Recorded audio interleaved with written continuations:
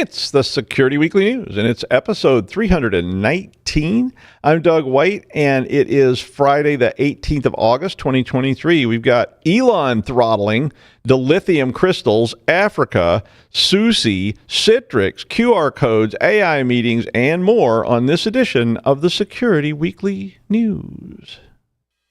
This is a Security Weekly production for security professionals by security professionals. Please visit securityweekly.com/subscribe to subscribe to all the shows on our network. We interrupt our program to bring you this important message. It's the show that keeps you up to date on the latest security news twice a week. Your trusted source for accurate security information and expert analysis. It's time for Security Weekly News. Are you constantly thinking about how to keep your enterprise as secure as possible? Get to know Chrome Enterprise, the trusted browser for security-conscious professionals like you. Its ease of use for IT and security teams and added access controls protect the remote, extended, and hybrid workforce, keeping your entire enterprise safe. Don't settle for a browser that compromises your organization. Visit securityweekly.com/Chrome Enterprise now to learn more and start protecting your enterprise like never before. Why does multi-factor authentication have to be a pain for users? It doesn't. Beyond Identity is the most secure MFA on the market and the easiest to use. They ensure that every authentication is multi-factor by default, with phishing-resistant factors that secure access from the start. Beyond Identity safeguards organizations from breaches, data loss, and fraud by eliminating weak phishable authentication factors like OTP and SMS push code. Go to securityweekly.com/Beyond Identity to get a free demo. That's securityweekly.com/Beyond Identity to get a free demo today. All right, welcome to Security Weekly News. I'm Doug White, and I was getting started. I wanted to thank our old producer, Johnny Blaze, who a lot of you probably know, and I mean, everybody, that had been on Paul's Security Weekly or Secure Digital Live or anything for a long time knew Johnny. He dropped by my house last night with a really nice bottle of whiskey and listened to me blather on for about 4 hours whilst we drank it. So it was good to see you again, John, if you're listening. And I still hear your voice in my head sometimes talking to me.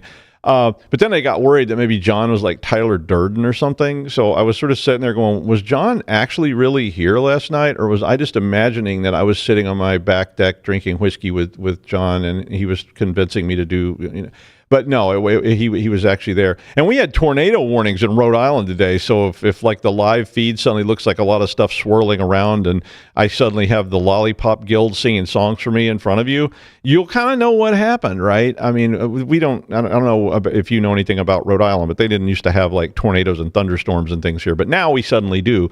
And that makes things, certainly makes things more interesting when you're getting those old alerts. Anyway, so Google released a quantum-resistant security key implementation this week, and we talked about this last week. But they called it. They seem to have changed some stuff around. But they called it the first FIDO2 security key implementation. Now, Google was working with ETH Zurich, which is a Swiss university, if you're unfamiliar with such things.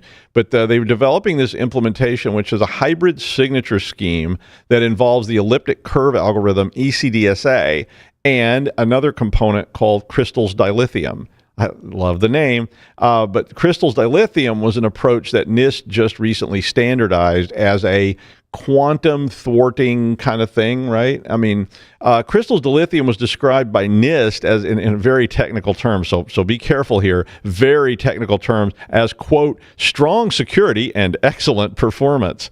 So I guess maybe NIST marketing got a little bit involved. I'm sure I love NIST and all the people there. And there's even a guy there named Dr. Doug White. It's not me, but he's a very nice guy. And I'm sure they have extreme technical documentation of all this as well. But I like that quote was like, NIST said, strong security and excellent performance. Which, you could say that about just about anything. But anyway, I love the Crystals Dilithium name. The hybrid scheme was advocated by Google, who said that some quantum-resistant algorithms have shown signs of weakness and imagine that, and that have given the most security keys can't be upgraded, so caution is needed. Yeah, I mean, I don't disagree with any of that.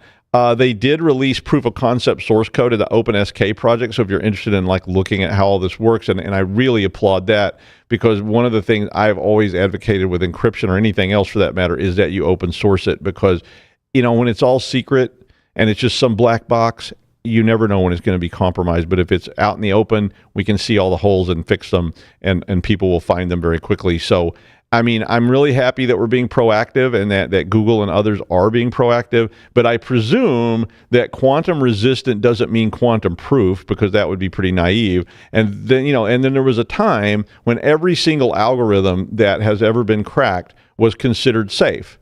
Right? I mean, go back to Caesar ciphers when 85% of the population is illiterate. And with that, everybody's going, well, it's a pretty safe algorithm. And then, somebody comes up with, how to do math on your fingers or something. And the next thing you know, everybody's like, I kind of figured this out.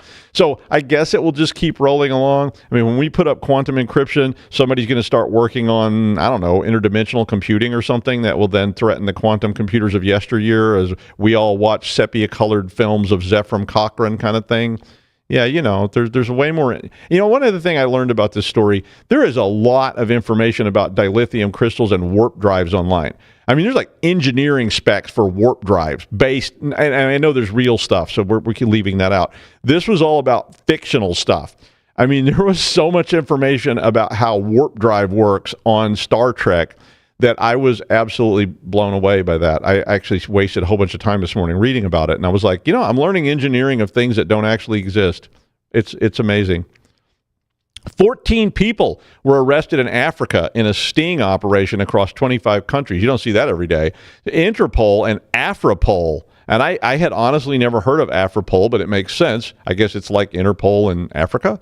But apparently Interpol and Afripol conducted a joint operation that identified 20,674 networks that were linked to the losses of around 40 million euros. And then the story was kind of strange a little bit. I mean, it was sort of like 3 suspects were arrested in Cameroon who were involved in an online scam involving the fraudulent sale of artwork worth over $850,000 and so on. So we're all familiar with all these like scams, right? And a lot of them have originated in places in Africa. The arrest included a Nigerian who defrauded someone in Gambia. And I was like, imagine that, like a Nigerian defrauded someone in Gambia. I mean, I don't know how true, but I know those Nigerian scams were considered one of the top money makers in Nigeria for a while. So I'm not really shocked at that. Apparently there were money mules who were linked to messaging scams and so on. The networks apparently contained 3,786 command and control servers. Wow. 14,134 victim IP addresses that were tied to data stealers, 1,415 phishing links and domains, 939 scam IP addresses, and over 400 malicious URL IPs and botnets. A lot of their stats were kind of strange, too, in this article. I don't know if this was coming out of maybe like a translated report or something. It was a little odd how they were presenting all this. Apparently there were multiple darknet sites and so on. It was a fairly big deal, right? Apparently this is part of Africa's cyber surge operation, which started back in July of 2022 and was focused on cybercrime and other compromised infrastructure in Africa. Back in the first wave of this, they arrested 11 people. So they haven't arrested that many people, really, if you think about it. I mean, but they are definitely going after a lot of this stuff. But so far, they have not found a legitimate prince. I mean, I'm sure somewhere out there there's a legitimate royal family member who's just trying to get their money out of the government coffers, but I'm sure that they're going to keep looking for it. And I don't mean to play it down. I'm glad they're doing something about this, but, it's just kind of like, wow. Considering how many scam calls I get a week, I'm like, you'd think there'd be more arrests than that, but I guess, it's hard to track people down. I could not resist reporting on this story because the very first Linux distro I ever used or even saw, I mean, I don't even remember wait for it. You've probably shouted at all kinds of things, but the answer to it was Suse. I bet that wasn't one you thought of, but that was it. I was literally the docs were actually in German in the version that I had, but it was cool. I mean, I had not had this. I had used all sorts of other Unix-based things like FreeBSD and Solaris and all those kind of things, HPUX and various and sundry derivatives of the BSD tree, but I'd never used Linux. And I needed something that would run on a pretty used laptop, and someone gave me a copy of Suse. I don't remember even who gave it to me. I think it was actually a German student actually said, you should try this. and I pulled it. It was sitting on my desk. I still remember it very clearly. My desk was the basement of a building in Greeley, Colorado, and it was sitting there. And I was like, I should look at that. And then I realized it was all in German, and I was like, wow, I used to know a little bit of German, but this is going to be a little out of my league. But the student actually helped me translate a lot of it. It was the very first cybersecurity lab I ever built back in 2000, and we didn't have any funding yet. So I was literally having to build everything out of spare parts. I was building servers out of spare parts. We were using old laptops and desktops that were sitting around not being used to put in this cybersecurity lab in like 2000. But anyway, Suse had gone public back in 2021. But currently, and it's been sold quite a number of times, the majority shareholder currently is something called Marcel Lux 3 Sarl, or SARL. It's a Swedish investment firm. And they're apparently taking it private and delisting it from the Frankfurt Stock Exchange, even though it was actually just listed there in 2021.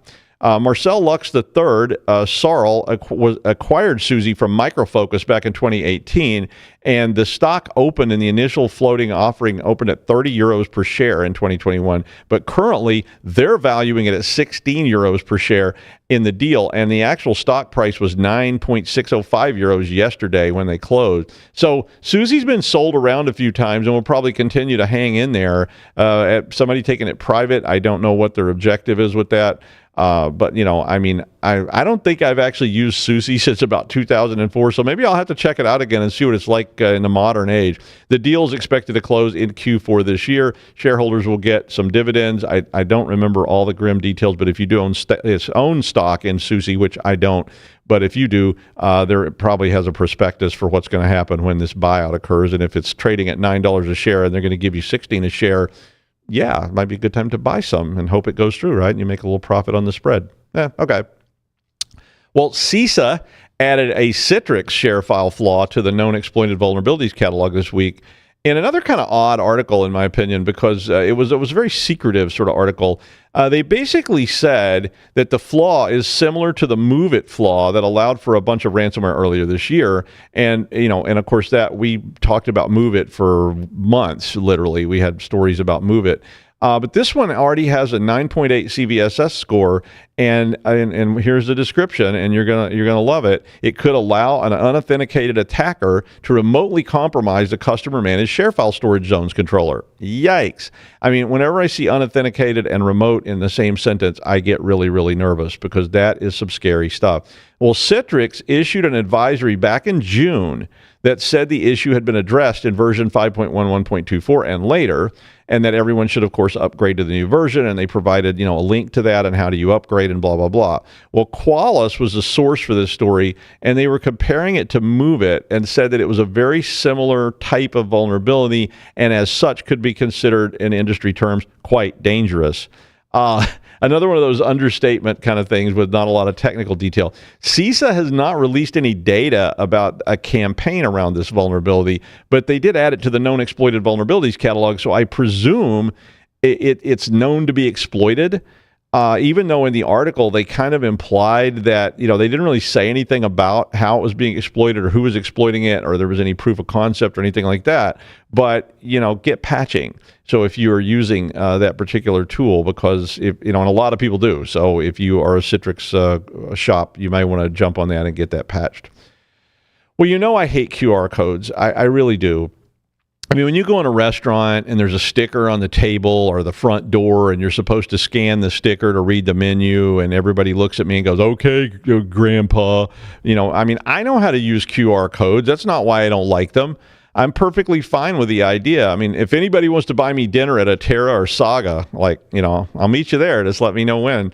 But even though Atera is going to make you sit at a diner counter, they do have real menus, I think. I actually haven't been there, but I know that they have diner seating at Atera. Let's just do Saga. I like a table myself, unless I'm at a diner, in which case diner counter is fine. But, I do love the idea of the QR codes, because touching that greasy, sticky menu in some truck stop diner in Ogallala, Nebraska at 3 a.m. is kind of gross, and you're kind of wondering what is on that laminated sheet. And, and of course, touching my phone is somewhat less gross. It's not that, it's still gross, but it's a lot less gross than touching that greasy menu. But, that sticker on the table, is it real? I just don't trust them because, I mean, anybody can make them and anybody can slap a sticker on the table or they could just put a sticker over the sticker that's already there. And then, and instead of ordering La Pinchassou, you end up on a Nigerian fishing site. Really? I mean, and La Pinchassou, yeah, but, I mean, now I'm hungry. But, I mean, this does happen all the time. I mean, you see people slapping, QR codes on the poles for the lift at the ski area, and you go, is that a real thing? Or is it a phishing site? It happens all the time. So this particular attack that was being reported in the article combines QR codes, expired Bing URL redirect links, and spoofed emails from Microsoft Security. So they've taken a whole bunch of stuff and put it all together. And it's described as the, quote, likely beginning of a massive campaign. Cofense was the company that was reporting on this. But basically they said that they had detected over 1,000 emails, which doesn't sound like that many to me, but they had 1,000 emails that contained malicious QR codes that were sent out since May, and they were basically being used to steal Microsoft credentials across a wide range of industries. And in the article, they said a large U.S.-based energy company was the most prominent target with about 29% of these attacks. So I guess that would be 290 emails. The company was not named in the article, so they didn't say who it was. They just said it was a large U.S.-based energy company. The lure in the email was about updating account security, and then they basically provide you with a QR code to scan so that you can go to the correct place. Then that takes you to a spoofed maybe or a puny code or a typo squatting type of URL that makes it look legit. But when you go to that site, of course, it's not really there. And they were using Bing.com. I guess they just put the link there, and it says Bing.com. But of course, if you don't carefully look at it, and with QR codes, it's harder to do. And it redirects you somewhere else. They were also using krxd.com, which is associated with Salesforce, and cf-ipfs.com, which is a Cloudflare domain. So if you want to block some of these things, you may, but people were doing them on their cell phones, so I don't know if you can control that or not. But you might want to write a piece for your people about QR codes in general, because I see people do this all the time. I was in a restaurant not too long ago. We sat down, and I was, waiting for being old, I was waiting for the friendly, wait staff to bring me over a nice greasy laminated sheet of paper or even a nice linen paper, menu. And instead, they're sort of pointing at the table, and I noticed everybody around me would sit down and go bink. And then I started watching to see how many people in the restaurant immediately scanned the QR code and didn't even blink. And I'm like, that thing could be a sticker somebody put over another sticker and nobody would even notice, I think. But I mean, it was definitely nerve-wracking in that regard. But that offer to go with you to Saga, if you're paying, it's out there. If you can get a reservation. I mean, I don't know. I haven't tried. The guy I used to use his name to get reservations is not with us anymore. And when I used his name, I always got a nice table, but it hasn't happened in a while. All right. According to this report, a vast majority of internet-exposed web apps that contain personal identifiable information are vulnerable to attack. Okay, that doesn't shock me. This was a result of an analysis of 3.6 million business assets. Psycognito, which is one of my favorite company names, Psycognito was doing the study. They said that 74% of the web apps they examined contained personal identifiable information and were vulnerable to at least one known major exploit. I mean, shocked, not shocked, right? I mean, part of me is like, damn, and part of me is like, well, yeah, I mean, that makes sense. But 11% of those vulnerable apps included multiple and easily exploited issues. So that's a lot of apps. The report found that the typical enterprise has more than 12,000 web apps, and at least 30% of those apps have at least one exploitable or high-risk vulnerability contained in them. Yeah, okay, yeah, it's getting scarier. They also said that 50% of these vulnerable web apps were hosted in the cloud, so of course anybody can get to them, and that 98% of them are non-GDPR compliant, because they don't offer you the opportunity to opt out of cookies. And I mean, GDPR, if you're not familiar with it, is a European Union law that really, really, really tries to make people allow you the opportunity to not be tracked and so forth. And that's why so many sites now, ask you to approve the cookies. And of course, I see people doing that all the time and just going, accept all. I'm like, the minute you ask me that question, I immediately run your app in a secure browser and reject all cookies that it will allow me to reject because I do not want you tracking me, even though I know you're going to anyway. But I guess I'm not surprised of that at all this. I mean, my info's out there, right? The last time I stepped off a plane in Beijing, a couple of Red Army guards said, "Ni hao, Doug. Huanyang lai jungle." Oh boy, that was bad. That was a terrible attempt to say welcome to China in Chinese. But, I mean, I was a bit taken aback, but, all my stuff's already out there anyway. I mean, the OMB hack happened, right? I mean, literally, right before I went to Beijing, there was the OMB hack, and they said all your top secret stuff was stolen, and we don't know who, but we think it might have been China. So if you're going to China, you might want to be extra careful. And I'm like, oh, great. I'm going to China in like a month. Yeah, great. Well, if you know me, I hate meetings. I mean, if you know me, you know I probably missed a meeting with you or two, and especially meetings that could have just been an email that said, please pay all your parking fines to University Parking and try and remain clothed at all times while in your office, or at least close the damn blinds. Well, this article claims that Zoom and Otter.ai, which is a transcription service, if you're not familiar with it, are rolling out new AI meeting features that provide automated summaries and key points from the meetings with action items to follow and the ability to share notes among all the people who were at the meeting. And I'm like, I go to so many meetings where the important summary is just going to say meeting happened. But, Google and Microsoft are apparently testing these types of features as well with select customers currently. Obviously, to me, the idea is that after the meeting, there's a collection of notes or something, and I mean, which I would like. I mean, that would be great, even if you actually attended the meeting and even maybe pretended to pay attention, because sometimes you do miss stuff. But I'm sort of reading it as I send my Doug bot to the meeting on my screen so that the Toby bot from HR that's running the meeting can basically see that the Doug bot is there and, is making weird, creepy facial expressions and whatever, and maybe make some vaguely conclusive comments about Margaret Thatcher's choice in fine dining. And then while I'm here I'm sitting at home drinking Chivas, and I get a nice, neat summary that basically says, don't make snarky remarks about other people's choices in hats and try to keep office drinking to a minimum. I mean, I think it's kind of cool sounding. I don't know. And I'm sure there's all kinds of security issues with this as well, because now you're basically letting, somebody monitor your meeting and track it, and you're letting an AI in on it who may decide to go tell Elon about it or whatever.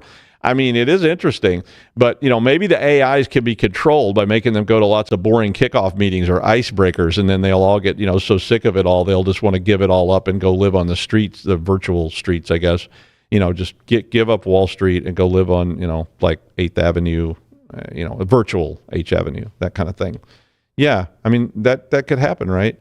Well, apparently, poor Aaran, or I don't know, lucky Aaran or whatever, Aaran is in, I won't say where Aaran is, but he's somewhere else, and apparently there were some storms or something there, and they have problems with the connectivity. So we missed you, Aaran, but he won't be here today, but that's okay, because you know me, I could blather on forever. So I will just cut to the chase and say, and finally, isn't it weird how people who yell the most about censorship and their rights being trampled on are usually the ones doing most of the censoring and trampling? I mean, I see that constantly, right? I mean, every day you see somebody, my religious liberties are being denied me because I wanted to put up, that kind of stuff. And so, well, Elon, who is constantly complaining about being censored and about, censorship and how nobody will, so Elon got caught throttling traffic to websites, wait for it, websites he doesn't like. Yep. So X, as it is now known, is now adding a 5-second delay when somebody clicks a link to a whole variety of stuff that Elon doesn't like, but it listed the New York Times, Facebook, so forth. So Elon is constantly complaining about these sites, right, and how they don't treat him with proper respect and whatever. And I'm like, you should just buy the New York Times, Elon, and turn it into the X Times or something, and then that'll be fun. And eventually you won't have any more money, and then you'll be out of our hair. But the delays are also targeted at Instagram, Blue Sky, Substack, Reuters, pretty much anything that has ever said, probably targeting at me now, because since Elon didn't send me that free Tesla X he promised me in that bathroom in New Orleans, I've been bashing him ever since. But apparently anything Elon doesn't like is now being throttled, which, I mean, I'll be honest, it doesn't shock me a bit. I mean, basically, he's on his way to being one of the lamest Bond villains since Colonel Bouvard. You've seen Thunderball, right? I mean, everybody's seen Thunderball. I mean, it's a good movie, but you know, that villain is really bad. Although, I guess it would be funny if, like, Elon Musk staged his own funeral to attract Mark Zuckerberg. Like, this is, of course, the plot. Sorry, spoiler alert. This is like that little intro scene from Thunderball where the colonel stages his own funeral because he knows Bond will show up, and then he's actually in drag and pops up and pulls the wig off and tries to kill Bond, and it's sort of lame. You know, I mean, it was the worst drag performance since Willem Dafoe in the Boondock Saints, which was like creepy. But anyway, I mean, the movie's good. I love Sean Connery, even though maybe in person he's not such great. And it's starting to sound kind of like I might write some fanfic this afternoon. You just don't know. I mean, but come on, Elon. Grow up, and why not do some good for a change? Buy some food for people or something. Invent warp drive. Imagine they would be putting up statues of you in the town squares forever if you invented warp drive, or even if you just fed everybody that was hungry. You would be a hero. But now you're going to be remembered in the same sentence as Colonel Bouvard. Yeah, or go fight Zuck at oil wrestling or something on pay-per-view. I thought you were supposed to be doing that, but did Zuck call you out the other day and the whole thing's kind of turning into pro wrestling? Like, Elon's a coward. He won't face me. You know, and that kind of stuff. Yeah, it's really getting bad. Anyway, that's the news. Thanks to, so I will be at the Millennium Alliance event in Austin, Texas on Tuesday, but Aaran hopefully will be back to keep you entertained until I return. And if you're at the Millennium Alliance function, please be sure and drop by and say hi, and we can chat, or you can take me to dinner at the best restaurant in Austin, Texas. Who knows? I'm not sure what that is. But we'll see you next week on the Security Weekly News.